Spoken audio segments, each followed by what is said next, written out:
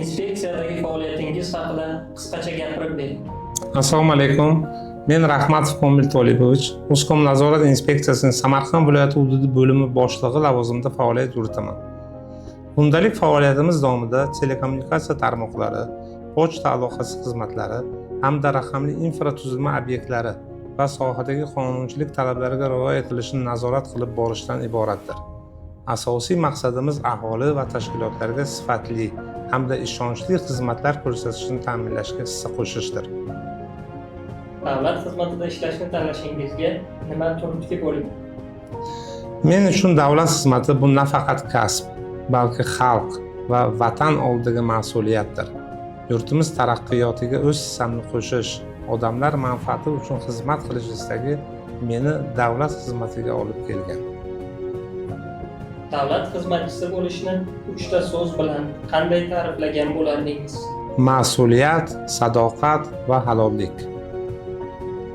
Axborotlashtirish va telekommunikatsiyalar sohasida nazorat faoliyatining jamiyat uchun ahamiyati nimada?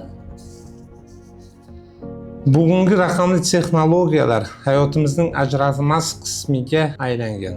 Shu bois telekommunikatsiya va axborot tizimlarini barqaror, xavfsiz va samarali ishlashi juda muhim.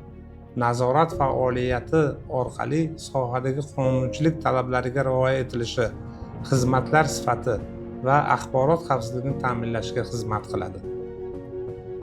Davlat xizmatida faoliyat yuritishni istagan yoshlarga qanday tavsiya bergan bo'lardingiz? Yoshlarga aytardimki, avvalo bilim olishdan va o'z ustingizda ishlashdan to'xtamang.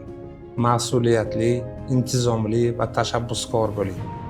Davlat xizmati katta ishonch va sharafli vazifa bo'lib, u yuksak kasbiy bilim bilan birga xalq manfaatlariga sidq-dildan xizmat qilishni talab qiladi. 23-iyun Davlat xizmati kuni munosabati bilan hamkasblaringizga tilaklaringiz. Fursatdan foydalanib, barcha davlat xizmatchilarini kasb bayrami bilan samimiy muborakbod etaman. Hamkasblarimizga mustahkam sog'lik, oilaviy farovonlik, faoliyatlarda ulkan yutuqlar va yangi zafarlar tilayman. Yurtimiz taraqqiyoti va xalqimiz farovonligi yo'lida mehnatingiz doimo qadr topsin. Bayramingiz muborak bo'lsin.